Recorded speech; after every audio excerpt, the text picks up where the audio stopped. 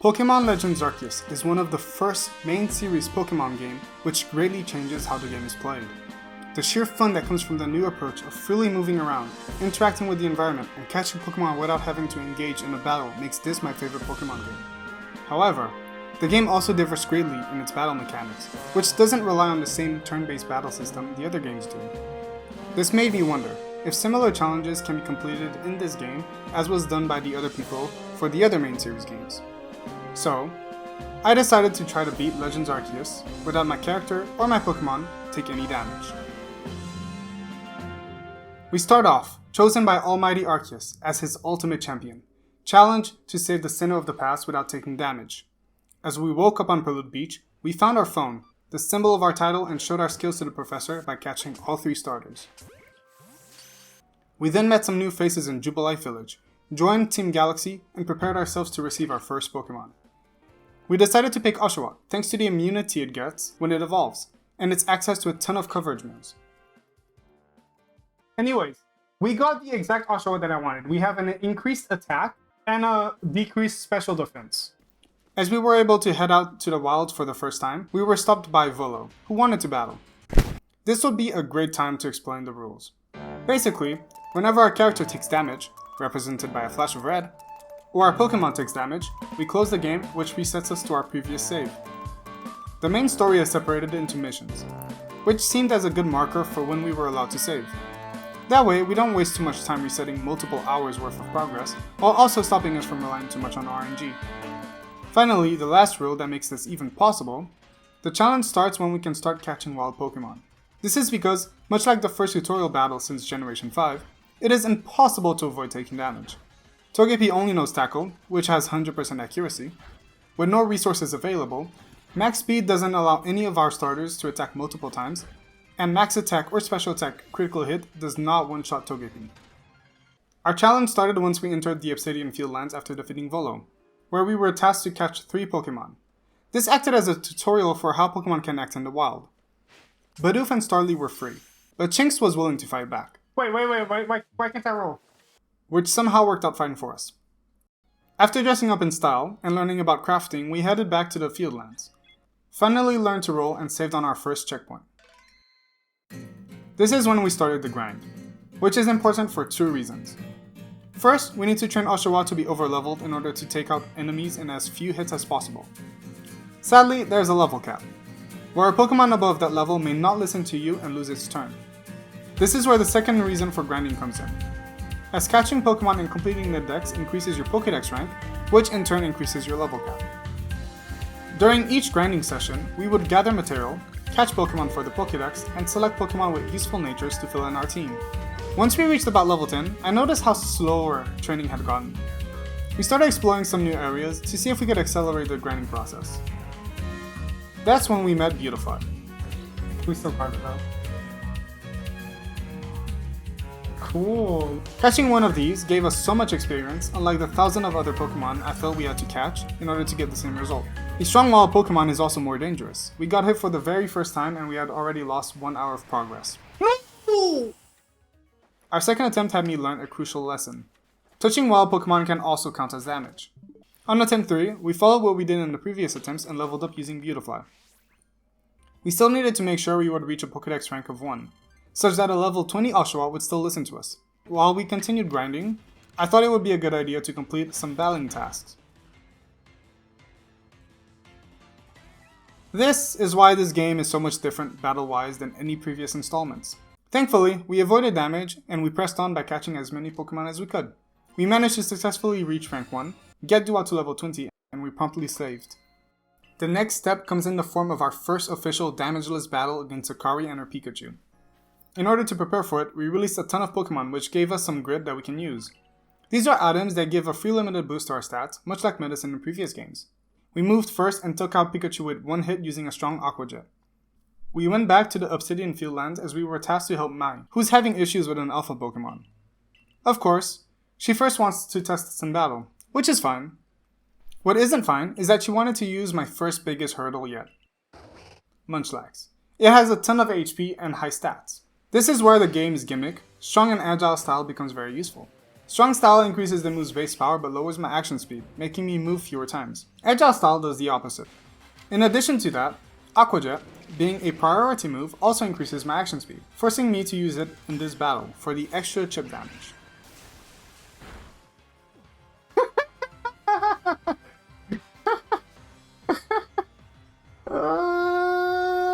Munchlax. Sadly, Munchlax is a bulky Pokemon. We barely do any damage. We decide to train some more without much success. From these attempts, we learned a few key mechanics. Staggering a Pokemon does not cancel its move. Alpha Pokemon cries also deal damage. And Ghost types are very dangerous.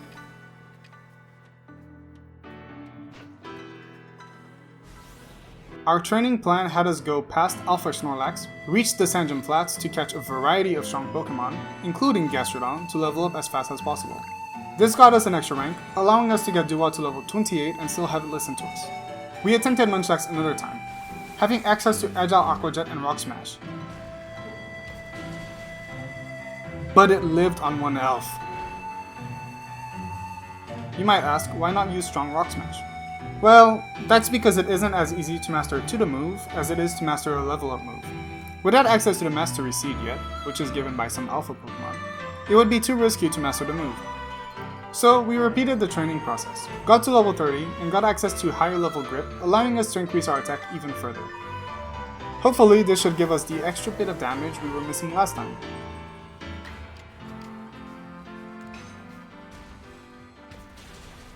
It actually works!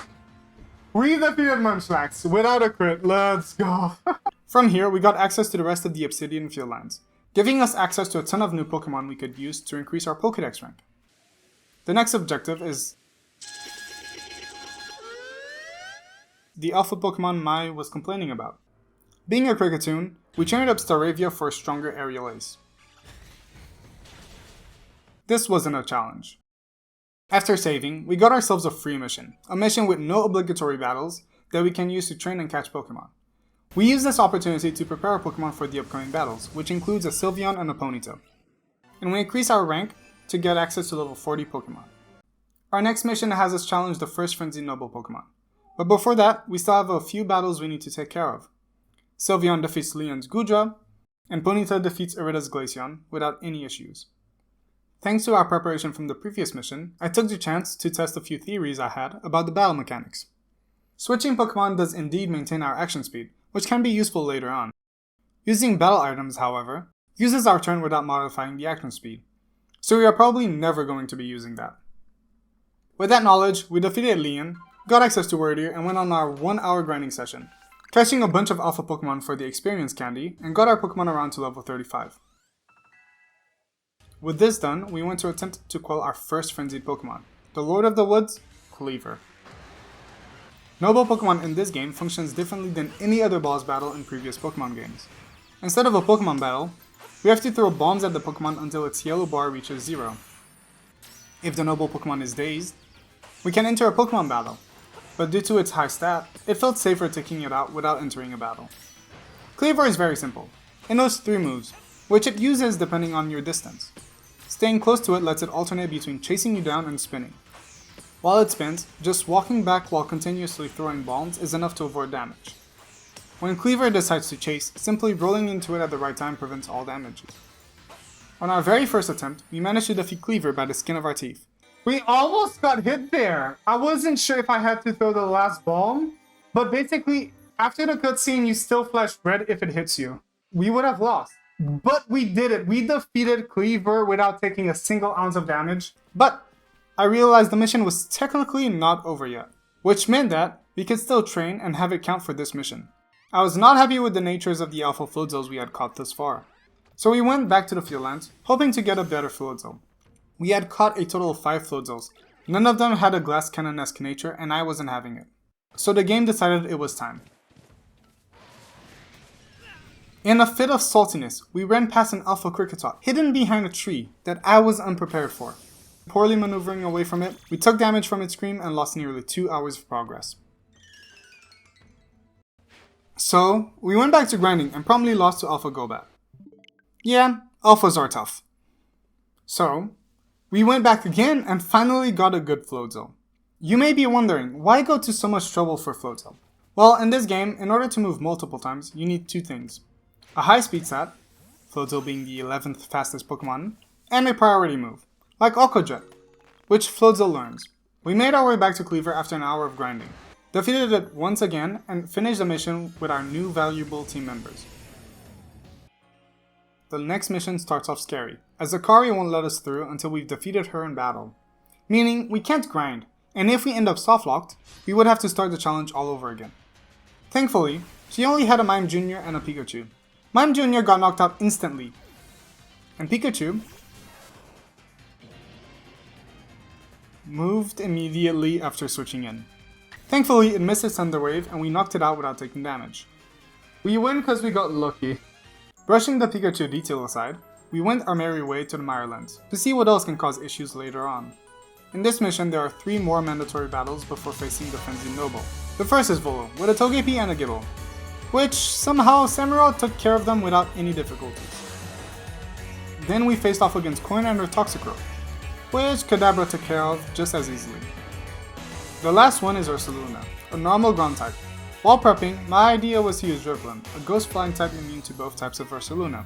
But Pokemon learned their lesson from Generation 6 and gave Ursaluna a coverage move. So we went with the next best thing, a fast water type. Turns out, Samurott isn't fast enough, so we need a faster water type. What Samurott does have is luck. It uses Baby Doll Eyes. It moves twice. It uses Play Rough. It avoided the attack! Even if we've won, I wanted to think of a strategy that would assure victory and not rely on luck. We pressed on to start grinding, but we quickly lost to Wild Hippopotas. Back in Jubilife, we had to defeat Akari once again, and due to Pikachu, we decided to use Floatzel instead. Our Floatzel is 15 levels high and has 25 more base speed than Pikachu. With Grit, there is no way Pikachu is faster, right? And that's where I started to question the mechanics of the game. At that point, I did not find a way to move first, and in subsequent attempts, Pikachu would always move first with Thunder Wave, so I made a note of it and left it at that. We did not take damage, so it's not against the rules. We made our way back to the Ursaluna battle, where again, we used Floatzel instead. Sadly, it may be faster than Samurott, but it is also weaker. It could not get a kill on the first attempt. Cool. But that's a very easy problem to solve. Just increase its attack stat. From there, we started preparing our route in order to grind efficiently. Oh, that's damage. Alright. On this route, we catch ourselves a Yanma and a Ghastly, which will be important later, and we get ourselves an extra rank. After saving a Razor, we now get a chance to quell the next Frenzied Noble Pokemon, the Lady of the Ridge, Lilligant. This boss battle is simpler than Cleaver, but also more difficult. It repeats what is basically the same attack, 2 types of shockwaves that you are meant to roll over. By rolling over tangentially to the pulse, you can keep the same distance and therefore the same timing. Our biggest issue with this fight was how I misinterpreted some of her animations and expected a different attack. Basically, I got bamboozled. At our third attempt, we managed to finally defeat Lilligant, and before saving, we took the time to prepare some of our members, finish a few requests, and catch a few unknowns. We just began what is meant to be an easy free mission, where all we have to do is talk to Kamado. But I had other plans. For me, this is the most important mission in the game, because this is the earliest mission, without any battles or Frenzy Nobles, that occurs after quelling Cleaver. It is the last mission we got to grind and prepare for 3 subsequent missions filled with mini battles, each ending with a Frenzy Noble. And with all that on the line, I had one mission in mind. It is to catch what is most likely the most important Pokemon of this challenge. In order to get this Pokemon, we needed access to one of the most dangerous features of the game. Let's go! Space-time distortions. How this works is that after quelling Cleaver, space-time distortions begin to spawn between 5 and 40 minutes of you entering an area. How long they can take to spawn isn't the only issue. They are also a very high-risk area due to how and which Pokemon can spawn. Pokemon spawn randomly close to the trainer, in a very immediate manner, meaning we won't have much time to react. Onyx, Onyx, Onyx, Onyx!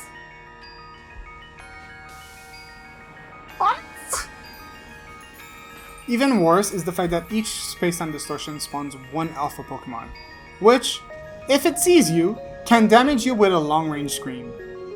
Each space-time distortions are given 3 rare spawns, which pick from a pool of Pokemon dependent on the area. In the Obsidian Fieldlands, the rare spawns are limited to the Jotonian Sneasel line. Sneasel is already comparable to Floatzel, but what I want is its evolution. Not only is Weavile the 4th fastest Pokemon tied with Darkrai, it also has a very high attack stat, and most importantly, it has access to Ice Shard and Quick Attack, 2 priority moves. With how important Weavile is to this challenge, catching a good nature one is the main focus of the mission. But while we wait, we did some grinding in preparations for upcoming challenges, only to have my attempts taken away from me by Alpha Pokemon. My best attempt, which I had done everything I wanted, excluding catching a few Pokemon, had a most painful end.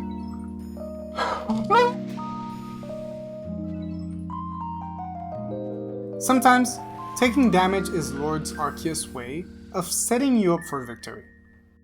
Because after the last reset, we went on a roll. We caught a ton of new Pokemon in the Mirelands, made our way back to the Fieldlands where we got an early space-time distortion. This is what I use when I interact with Pokemon. It's like, aren't you a little cutie, Drifloon? Yes you are. You're gonna be a big balloon soon. Oh, he doesn't like that.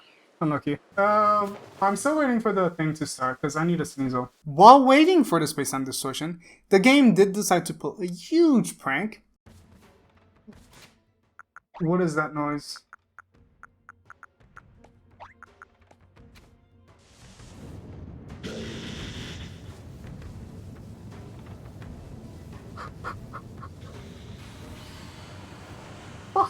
Please, I can't take this. But as a reward though, the only Sneasel we managed to catch turned out to be the second best nature we could have gotten. We decided to promptly complete the request for the rare candies, safely increase our rank, and prepare a Pokemon before saving. We were set to take on the rest of the game. Next on the list was to take on the Cobalt Coastland. Irida wanted a rematch, but this time she decides to cheat by using 2 Pokemon at the same time, Glaceon and Eevee. Eevee in this case does not use any useful moves aside from Quick Attack, which doesn't affect Ghost types. At first, I thought to use Hunter to take out Glaceon, but after some research, it turns out Hunter isn't strong enough. We decided instead to use Drifblim as it learns Mystical Fire. Turns out, Mystical Fire also doesn't kill unless we use Strong Style.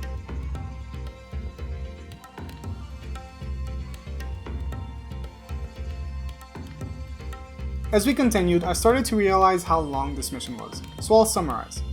Talk to Belina, talk to Iscan, catch a Dusclops, cook with Dusclops, feed Basculegion, let the sisters kidnap Growlithe, talk to Belina and Iscan, swim to the volcano, talk to Iscan one final time, and challenge the Misfortune Sisters.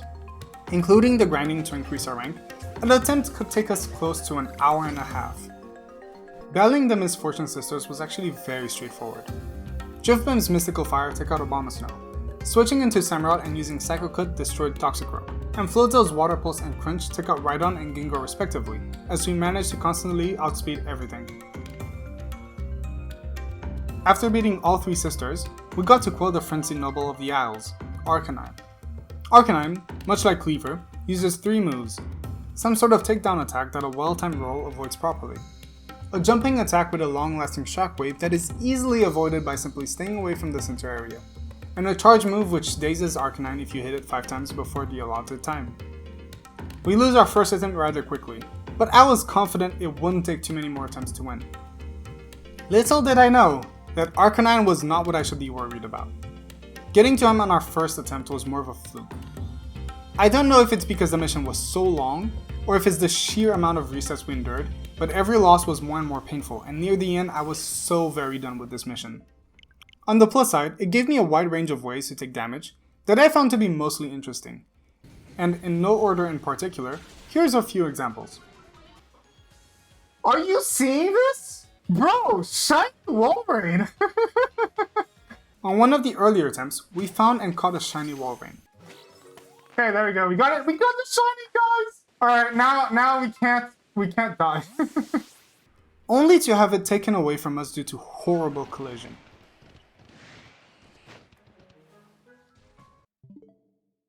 Another attempt failed because a Duskull broke out when we were trying to catch it.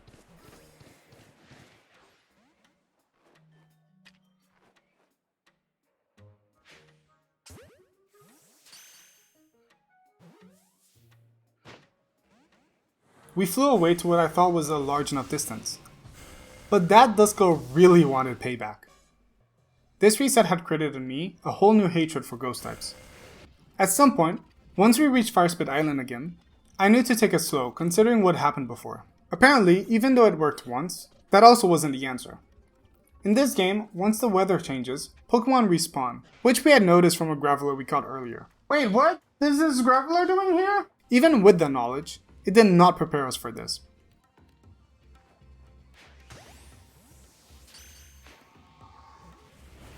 Soon after a Magmar spawned in front of us, we heard the attack, but without the aggro symbol. Confused, we panicked and tried to roll out of the way without any knowledge on how the Pokemon would attack, and we took damage. Some of these attempts failed because I wanted to try my luck with space-time distortions. We wanted a Weavile, but we only had a Sneasel. In order to evolve it, we needed the Razor Claw, which at this point of the game was only accessible in 3 ways. The easiest way is through the online store at Jubilee Village, which I decided was too easy and kind of cheaty to get access to items like that by using a semi-online feature. The other ways are through the Ginkgo Merchant, which the item can appear in a list of 3 options, and the Spacetime Distortions that randomly spawn a couple of items. I thought it was worth checking the Spacetime Distortion, much like the Ginkgo Merchant, without prioritizing it. Remember how in the Spacetime Distortion, Pokemon spawn randomly in that area? Well, while running around looking for the item, we made contact with a Pokemon which had just spawned, dealing us damage. Also, usually in a Spacetime Distortion, items appear before the Pokemon do, so we thought we could enter one, quickly attempt to get the Razor Claw, and run away before Pokemon started spawning. The game decided to spawn a Magnemite with the items just as I turned the camera. I got pissed and killed it with fire. You deserve this, Magnemite. At this point, we were 7 hours and 8 resets into Cobalt Coastland without having made any major progress. I felt so defeated, I decided to reduce grinding time and focus on simply getting past this hurdle. We could always train in another mission. We avoided Spacetime Distortions, most of the northern section of the map, and as many interactions as possible on Firespit Island. We finally managed to clear Arcanine without taking damage and completed our most difficult mission so far. But of course, there is always a bigger fish, and the next one, although not as infuriating, it was definitely bigger. Like always, we started the mission by testing our strategies to see how far we can get without having to grind or make any changes. Very similarly to Irida, Adaman uses a Leafeon and an Eevee, which can't hit ghost types. So Haunter, with Sludge Bomb, took care of this battle without any issues. We went to the next area, the Coronet Highlands. Met up with Ingo, who guided us through this not so dark cave, and headed to the next cave where Melly waited for us. He challenges us to a battle we can't refuse, and that we can't even win. After trying a few different strategies, from using a stronger Samurott to catching a Bulldoze Tandler, we simply could not assure victory yet. After 8 attempts, I decided to accept a more luck-based approach in the form of Aquatil, to get through this area and obtain more information on later fights. Ingo was next with a party of 3 Pokemon, Machoke, Tangela, and Gliscor. This is where we brought out the Yanma we had prepared. Evolved it to Yanmega, and have it take out Machoke. Tangela comes in with its horrible speed and moves first with Stun Spore. It moved first? Uh-oh. Is that the Pikachu Thunder Wave mechanic again? It moved first and then missed Stun Spore. I mean, we can continue, but we can't continue. Gliscor comes out and also moves first, which, at a time, felt more like Yanmega was just too slow, even if it has a 95 base speed. At this point, I was ready to end stream for the day, so we decided to YOLO and catch a few Alpha Pokemon that we thought had great potential to defeat Ingo. I've tried doing this before. At what level? Yeah, I don't know, but this is gonna take forever. The thing is, I really want it. We weren't completely sure if we could catch them, but thankfully, to my and chat's surprise, with the help of raspberries, we caught Alpha Alakazam. And we got it! Alright, Infernape next. And Alpha Infernape with Legend Balls. Looking at their stats, I noticed Infernape knew Bulldoze, a ground type move and the only type that Skuntank is weak to. Dude, what? Infernape has very good offensive stats. This alpha is at our level cap of 65. Bulldoze affects action speed, even if it's not as effective as priority moves. And Infernape had already mastered Bulldoze. Even if Bulldoze would not let us move twice, Infernape has access to Stab Mach Punch, a priority move that hits Skuntank for neutral damage. We tried it out, and to no surprise, Infernape not only took out Skuntank, it destroyed it. From then on, the plan was to always catch an Infernape to start off this mission. The next hurdle was still Ingo. That's where we planned to use the Alpha Alakazam thanks to its 120 base speed. But again, Tangela moved first with Stun Spore. We switched to Floatzel, took out Tangela, and managed to move before Gliscor. This is very important as, at this point, there seemed to be a hidden mechanic in regards to when Pokemon gets to move first. If your Pokemon's action speed is significant enough, compared to both the opponent's Pokemon you took out, and the one they switched in, you get to move first. For some reason, if the opponent's Pokemon is switching in, and knows a move like Stun Spore or Thunder Wave, it seemed to prioritize this move, allowing it to move first. For this reason, I assumed that Tangela would always move first, but would also always use Stun Spore, which meant we simply needed to switch out our lead into our sweeper. There was only one final battle stopping us from challenging the Frenzied Noble of this area. That battle was a rematch with Melly, who, angry from his previous loss, decided to use 3 Pokemon at the same time. To put the difficulty of this battle to perspective, when doing the multi-battles versus Irida and Enderman, we took care of their lead while allowing their secondary Pokemon to attack us, knowing we would be immune. This isn't the case here, since we are battling a Skorupi, Zubat, and a Skuntank. There are no Pokemon who would be immune to any combination of 2 of the Pokemon, while being able to take out the third in one shot. On our first attempt, while not having Weavile yet, we decided to rely on Infernape, for having been able to take care of Skuntank previously. We could take out Skuntank. Does that kill? That kills. But Skorupi and Zubat attack soon after. We lost, guys! We lost! On our next attempt, we tried to stay as close to our most successful strategy as possible. We couldn't catch a good Alakazam, so we used Crobat instead, which is faster, so it should work just as well. After beating Melly with Infernape, we challenged Ingo. And even though I thought we used the same strategy, Gliscor got to move first. I can't confidently say if it was the 4-level difference that gave us the win the first time, but after having spent some time trying to get back to Ingo, I completely forgot what worked with Floatzel, and I convinced myself that this strategy wouldn't work. We simply switched our sweeper from Floatzel to Sneasel, thanks to its super effective, agile Ice Shard against Tangela, to hopefully gain some action speed before reaching Gliscor. After a few attempts, we figured out that switching in Sneasel after taking out Machoke allowed it to take out Tangela with 2 Ice Shards and still outspeed Gliscor to finish it off with a strong Ice Punch. Now, the only battle left to solve was the battle with Cheater Melly. We first attempted a hard-hitting strategy by taking out Skuntank in one hit using Garchomp. Hopefully, its speed would allow it to move again before Skorupi and Zubat after taking out Skuntank with Earth Power. Since that wasn't the case according to the action order, we gave up quickly and went with our Hail Mary, the Pokemon we spent an entire mission just to get. Once we had defeated Ingo, we got access to Sneasler and the rest of the area. This meant we got access to the final way we could get the Razor Claw.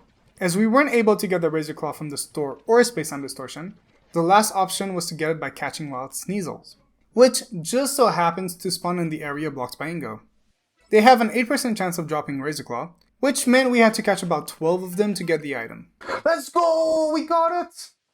Once evolved, we switch in Weavile, and hope that having access to high attack, high speed, and priority moves would make this battle possible.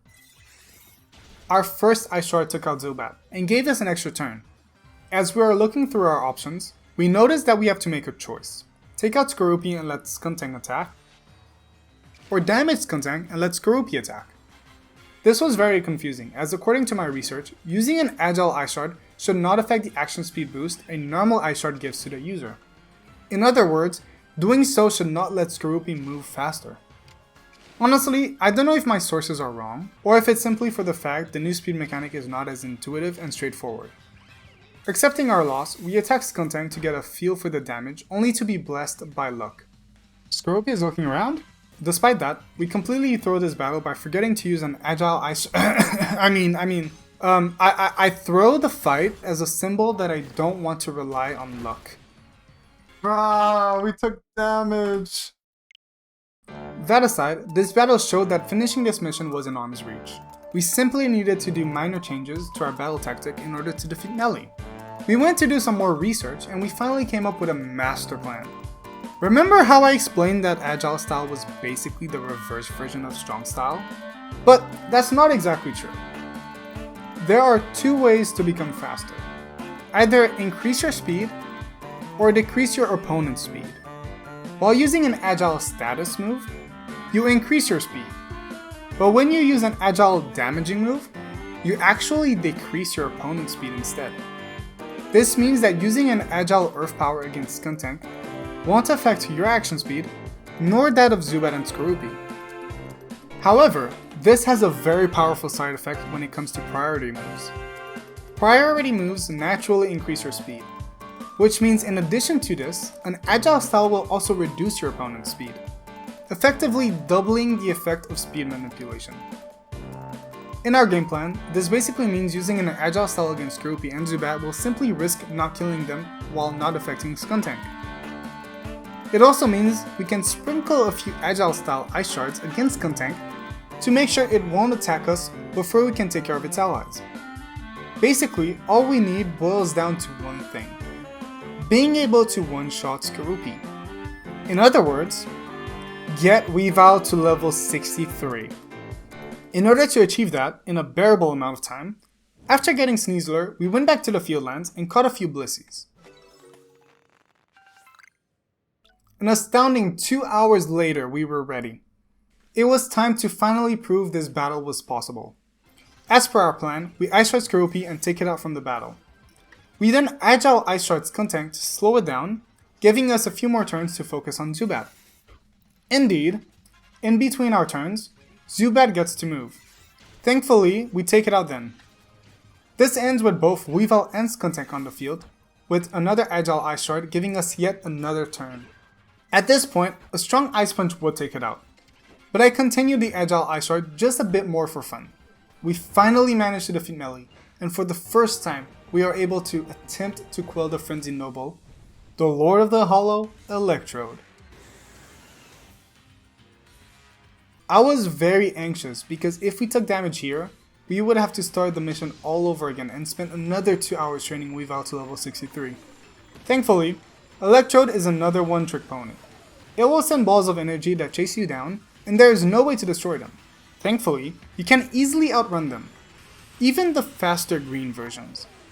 During this attack state, Voltorb fall into the arena, with their explosion range drawn out pretty clearly.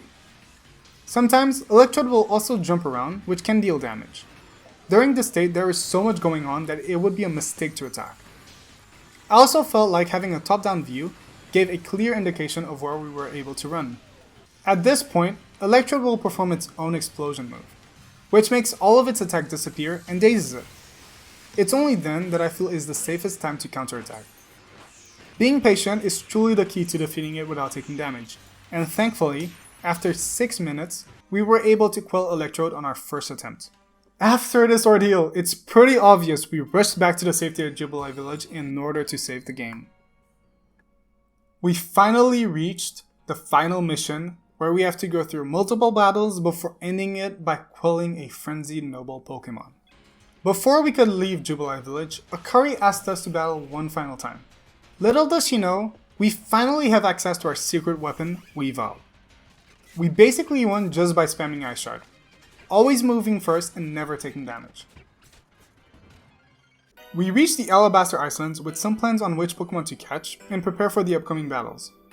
As there will be future missions we can use to grind our Pokédex, for this mission we decided to focus on getting the Pokemon we needed, maybe catch a few extra along the way, but not much more than that. We always caught at least one Zorua in an attempt to get the right Glass Cannon nature. There are at least 2 spawns, but if neither of them are correct, we just reset the area. We also tried to catch an Alpha Lucario, resetting the same way as we did for Zorua to get the right nature. To my surprise, we kept catching it within 5 attempts. Apparently, Lucario has a much higher catch rate in this game, being 115 compared to 45 out of 255 from previous games. Anyways, this is a team we plan to use for later, as they all have high base speed stats and access to priority moves. With Lucario ready to battle, we made our way to the first of the 3 mandatory battles, Garrick.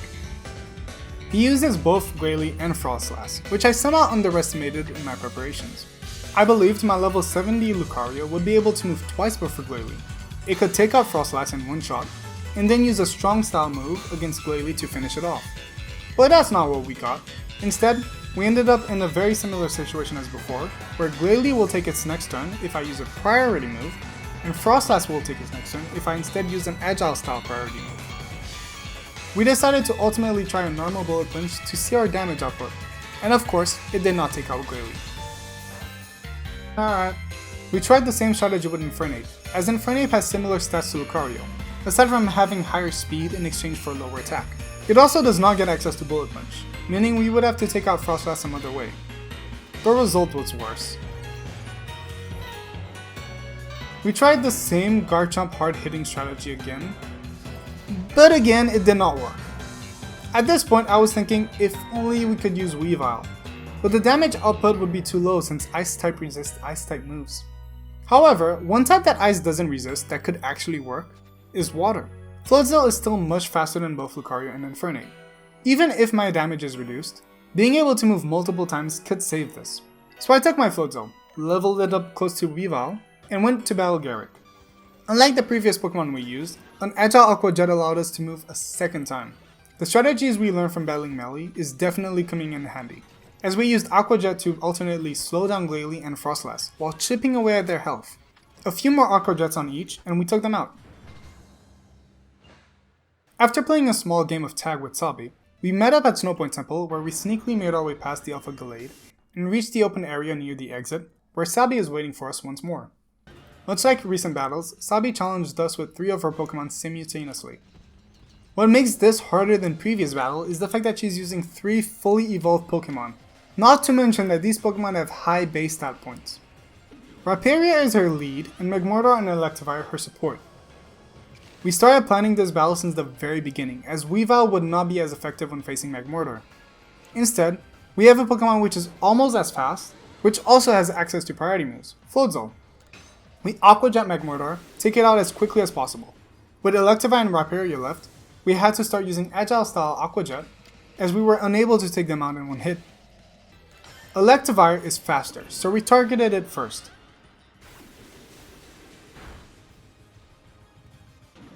Agile? No. No. Oh, you gotta be kidding me. But somehow, another Agile style Aqua Jet to Rhyperior wasn't enough to get us to move again. At this point, we realized our plan did not work as we had hoped. I thought we could move over and over again, but Rhyperior is simply too fast. We knew that Rhyperior's paper-thin special defenses meant that a Water Pulse would kill. Also, from the damage we dealt to Electivire, we could also take it out in one more hit. So we could either take out Electivire and let Rhyperior hit us, or take out Rhyperior and let Electivire hit us. If I Water Pulse Rhyperior, I could probably one-shot it, but then Electivire hits me. If I attack Electivire, Rhyperior hits me. I can't get myself to get it to move another time. And then it dawned on me. Electivire knows Thunder Wave. So I have a premonition. I have a feeling. It's a crazy feeling, but I have a feeling. And after our multitude encounters with Pikachus and Tangalas, there is one thing I learned. The AI prioritizes paralysis. That Electivire is gonna go for Thunder Wave. I think the AI is gonna prioritize a status move over anything else. So we went for the kill on Rhyperior, and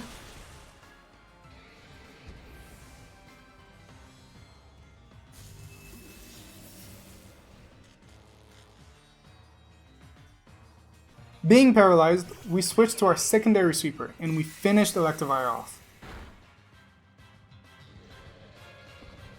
You mock? Weavile! Oh my god! Even with the unexpected issues, we stuck to the plan and managed to take out Sabi's 3 Pokemon on our first attempt. What the hell? The last Pokemon we had to defeat before quelling the Frenzy Noble is none other than Hisuian Braviary.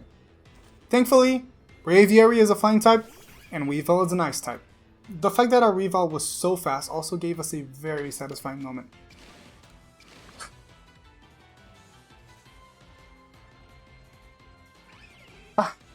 I have never seen a more beautiful sight. I want to appreciate the fact that I get to move 3 times before even moving with another ice shard. I want to appreciate this.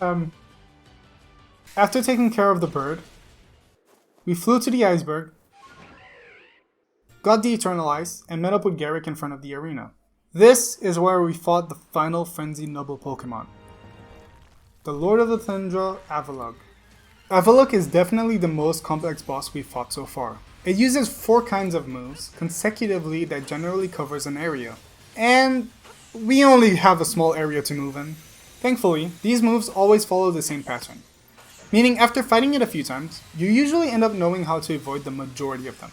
We went for a bit more advanced strategies to increase our damage output, like how its first move, the Diagonal Snowball, has a safe spot at the corner of the arena. Once we reached the halfway point, we reached Avalugg's second stage, where his attacks are slightly different and more powerful. This is where avoiding damage becomes crucial, as one of his moves, Icicle Spear, is surprisingly not easy to avoid. If you roll too early, they will home in and hit you. If you roll too late, as in right before the Icicle Spear hits you, you might avoid a few of the first ones, but because of how much time rolling takes, the spears catch up to you. Honestly, the plan we followed last time to get to Avalugg worked like a charm. And by following it again, we managed to reach Avalugg every time. Only to lose to it at the enhanced Icicle Spear. No! We did it too early! No! Again. And again. No! On our 4th attempt, we were so efficient at dealing damage, we took out Avalugg before it could even use the enhanced Icicle Spear, granting us the win against the final noble Pokemon. Once back to Jubilife, we finish any necessary preparations and go to sleep, only to wake up to the supposed end of the world. This has Kamado banish us from Jubilife Village, thinking we are the cause. At this point, there are a few things we don't have access to until the final mission. The move tutor is an important one, and if I forgot to teach any necessary moves, I would have to work around it. Item shops are useful but not necessary, as I can always craft most of the items myself. What I will miss is the opportunity to buy Raz and Peanut Berries since I can't craft these. In the first of the 4 missions, we were also stuck in the Fieldlands, meaning I couldn't catch the Pokemons I left for later in the Icelands. We decided to finish this mission quickly by talking to our friends, hoping they could do something about our banishment. Sadly, none of them decide to help us, until Volo appears and talks to us about Cogita. Once we met up with her, she explained how we need the help of the 3 lake spirits, and made us choose who's our favorite between Irida and Adaman. We choose Adaman, of course. Not because of him, but because Dialga is weak to Mach Punch. From here on out, we were free to go anywhere we wanted aside from Jubilife Village. We had to complete 3 missions, which was done by defeating an Alpha Pokemon and talking to a Lake Spirit. We decided to grind in the beginning for each of these missions in order to hopefully get our Pokemon to sufficient levels, and to slowly increase our Pokédex rank. Whenever I felt I had made good progress, I went to complete the mission by defeating the Alpha Pokemon. The first Alpha Pokemon was Goodra, a Dragon Steel-type Pokemon. It was weak to Infernape and was taken out by a simple Mach Punch, close combat combo. We talked to Mesprit and got the first blessing. The second one was Alpha Zoroark, a normal Ghost-type, which is weak to our Dark-type Weavile. After defeating it, we talked to Uxie and got the second blessing. The third and final Alpha Pokemon was Alpha Overqwil, a Poison Dark-type, which is taken out in one hit by a very offensive Garchomp. We talked to Azelf and got the final blessing. We were now finally allowed back in Jubilife Village, just in time to face the final 2 opponents before challenging the legendary Pokemons. With our team finally ready, we headed back to the Temple of Sinnoh, where we were stopped by the first of the 2 opponents, Benny. Benny has a team that somewhat focuses on speed, with Mismagius and more importantly, Sneasler. This meant it would be very difficult to continuously outspeed all of his Pokemon. This issue was immediately glaring, as right after we take out Mismagius, Gardevoir comes out and moves before Crobat, which is slower than Sneasler. Crobat was clearly not the play despite being the second fastest Pokemon in the game. I decided to try Weavile next, and assuming Weavile would move first thanks to its high speed, Sneasler comes in and takes us out.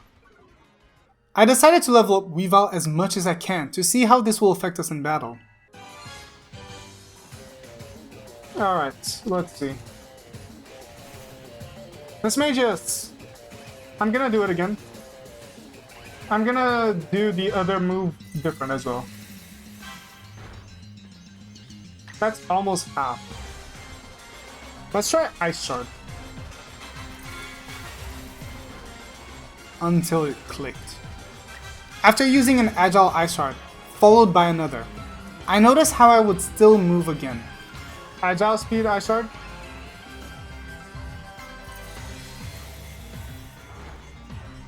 I took out Mismagius with one last Agile Ice Shard, and this time... Does that help? Sneasler uses close combat. We got to move first! Sneasler did not attack. We got to move first. Interesting. The secret to this battle mechanic was revealed. The strongest Pokemon is Weavile. With a combination of Agile Style and Priority Move on a fast Pokemon, I could almost move indefinitely, no matter who my opponent was. Weavile started sweeping. Sneasler got taken out after 4 Ice Shards. Gallade after 3. And Gardevoir after 3 as well. Benny wasn't able to move even once. I told you guys, Weavile really saved our asses there. Kamado was next, but too bad for him. We learned the secret. He did not stand a chance. Weavile just continued sweeping. Braviary, Golem, even the bulky Snorlax, who was thankfully slow enough that we could move 5 times in a row, couldn't survive Weavile. We even used quick attacks to the same effect to finally take out Kamado's final Pokemon, Clefable. Now, in order to finish this mission, we just needed to catch Dialga. And thanks to Weavile's performance, I decided to use it to weaken Dialga. Sadly, we were not able to damage it as much as I wanted. If I move now, he wins. So I'm gonna just chuck a ball and fail to catch it. Doesn't catch.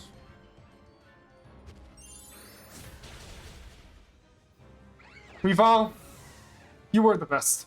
From our last attempt, we solved how we would beat Benny and Kamado by solving the secret of the battle mechanic. We were at attempt 69. It was time to succeed and catch Dialga and Palkia.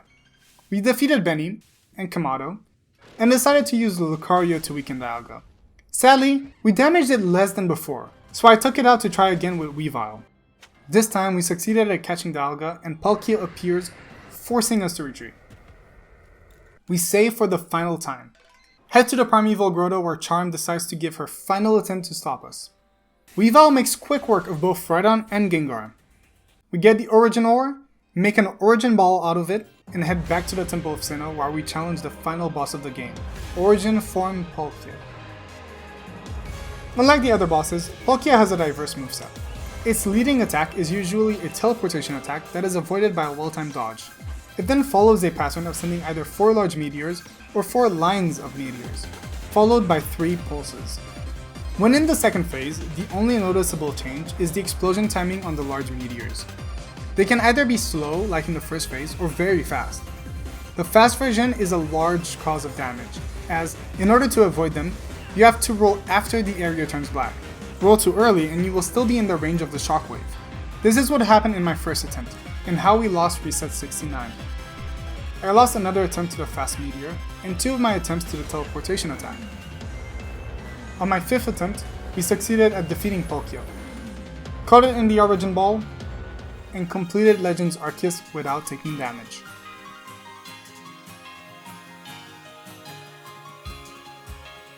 But, before we defeated and caught Palkia, one of my viewers doubted that we could beat the true final boss of the game.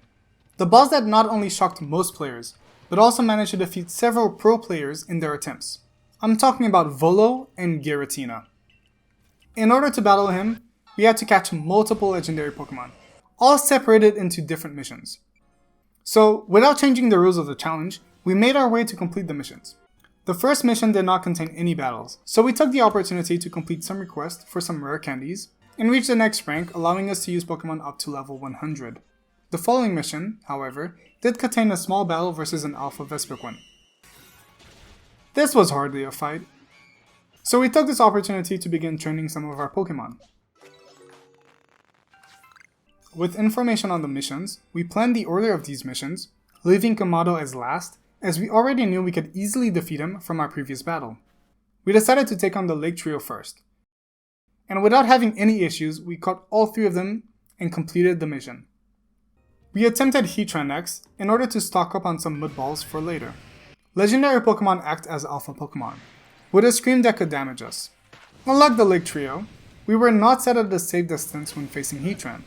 After taking damage a few times, we tried just walking back, and thanks to a surprisingly long corridor, and the time given by Heatran before screaming, we avoided damage. The rest of the fight went as expected, we caught Heatran and completed another mission. With a new stock of Mud Balls, we attempted Cresselia next, which was kind of scary due to the confusion effect you get during the battle. Even on the first attempt, using the lock-on feature, it was very easy to overcome the confusion and hit Cresselia. After losing to a Scream I thought happened already, we tried again, keeping our distance, and we caught Cresselia without any other issues. The final legendary Pokemon we needed to catch before battling Volo was Regigigas. And unlike the other legendaries, this was done in a more conventional battle, like our encounter with Dialga. At first, we thought it would make this easier, but the sheer bulk on Regigigas meant that we couldn't get its health low enough to catch it before it would catch up to Weavile's speed.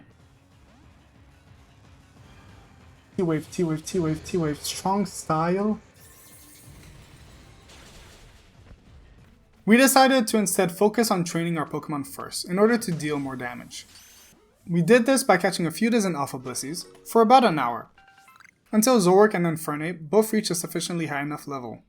Instead of risking the hour of training, we decided to go for the safer mission of challenging Kamado. After a quick victory, using the same strategy as last time, we finished any additional preparations before saving. We attempted to catch Regigigas again. This time, thanks to our training, Infernape would not only deal more damage than Weavile, with its stab Mach Punch, it would also be able to attack multiple times due to its increased speed. After 3 agile Mach Punches, Regigigas was in the red, and we caught it with a Gigaton Ball, completing the penultimate mission. This is where we began our attempts to complete the final mission. We leveled up Weavile to level 90 to have the desired speed stat. After talking to Gogeta, exchanging wood for a plate, we made our way to the Highlands to meet Volo.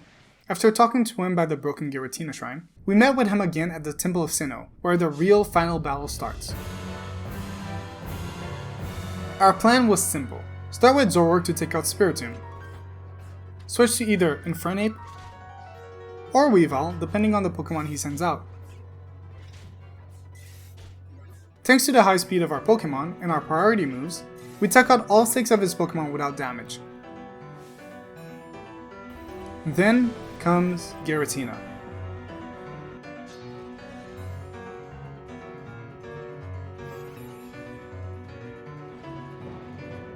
In case you didn't know, this fight has 3 phases: Volo, Giratina Altered Form, and Giratina Origin Form. While Volo's portion is disconnected from Giratina's, the 2 Giratina forms are considered the same battle, meaning its second form acts like the second Pokemon in the battle. I have no idea if this is enough. As we take out Altered Giratina with Weavile, we might take damage. I need to outspeed it once, then we can switch. Or a Spear. The lack of Ice Shard PP felt like we barely missed outspeeding Origin Giratina. Lessons were learned: save our PP for Giratina. It was going so well and we lost! Oh no! We followed the steps from attempt 2 while saving a few more Ice Shards for Giratina. This time we entered the final phase of the battle with an extra turn. So now we should still be able to move first? We are about to move a second time. You can't outspeed me here. Or so I thought. You can't. Oh my god, what the hell? Confused as to how it was allowed to attack, I did not give up. I tried thinking of other plans. In attempt 3, we tried using Zoroark instead. But not only was Zoroark slower, but my god, we are so slow. it also dealt less damage. It doesn't do anything. I think the only way for us to beat this right now is to use Bitter Malice. Let's see what happens. It might not even kill, by the way. It really might not. It doesn't. It's so little. It wasn't even able to defeat the altered form before taking damage. Dragon Claw. Attempt 4, we entered the altered form battle with a level 95 Weavile. But again, Origin form was able to attack us first. We took a break here to think of a few other plans we could reasonably attempt to succeed. I think this is where we're gonna leave it for today. We definitely did not beat it, but I'm out of time. I just underestimated it. It's not that I know it's possible. I will make it. I will make it. I came back determined to succeed within the next few attempts. I had prepared 2 plans. I mentioned last time I didn't like the idea of requiring luck in order to win. This is still true. I don't want to require any luck in order to defeat Giratina. Which is why plan A is our boy Ice Cannon. Our primary plan to see if we could dominate Giratina by outspeeding it with a level 100 Weavile. But also a backup plan that would require some luck if indeed Origin form Giratina is scripted to attack. We began by following the primary plan, and we started grinding by using the ability to battle Ingo on the training ground, as it granted a lot more experience points than catching Blissey's. Thanks to the same strategy as we used for Volo, we could win every single time without taking damage, and we did it for more than an hour, even with the help of a few rare candies. We attempted Volo and Giratina for the 5th time, and much like before, we defeated Altered Form with enough speed to move again. And much like before, Origin Form got to attack us once again. It uses Zorosphere, guys. Well, I guess it's impossible. We're never gonna beat this. Unless Plan B works. Max speed Weavile at level 100 was not enough. Origin Form was scripted to attack no matter what. In this case, our backup plan was the only option left. If Giratina was scripted to attack, as long as it wasn't scripted to hit, we stood a chance. Giratina knows 4 moves. One move which increases its evasiveness, Shadow Force, and one move which always hits, Aura Sphere. The other moves don't matter. It just so happens that both these moves don't affect, you guessed it, Zoroark. This meant that if I increase Zoroark's evasiveness before taking out the Altered Form, the Origin's form Dragon Claw or Earth Power should have a chance to miss. I prepared the only battle item that might ever be worth making, the Ox Evasiveness, and I go back to Ingo to train.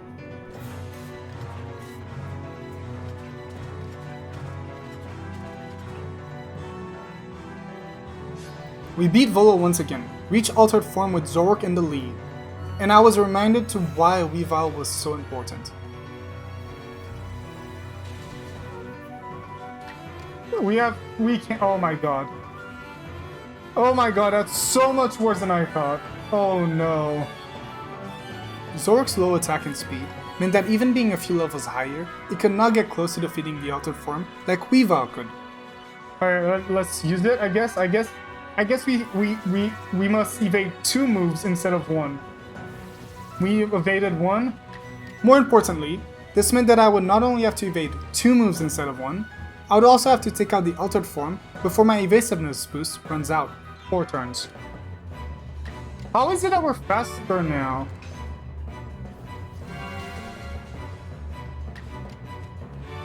So we should still have 2 turns left if this kills. Now we hope it misses. This is the moment of hope. We need it to miss. It missed 1 Dragon Claw. We just need it to miss a 2nd time. And then I think we win. Alright. Dragon Claw, it hits. On this attempt, we avoided the first Dragon Claw. Made it to the Origin form, but it managed to hit. Seeing how close we were, I just knew I had to roll the dice a few more times to win. We got back to Volo, followed the same strategy, and Okay, yeah, Zork is leading. I still can't move twice. So what did we do? We did Shadow Sneak. Hoping at some point we could move twice, but I mean that doesn't make sense actually. We could never move twice. So at this point we couldn't. So we used an item. We actually do need 2 roll dices in order for it to work. Thank God. One more.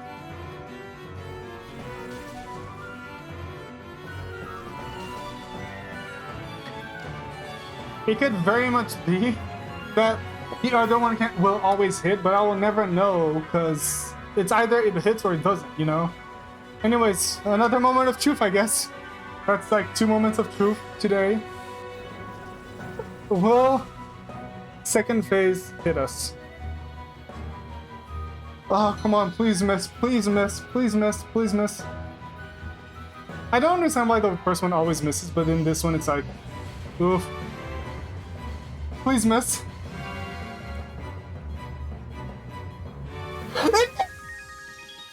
Let's go!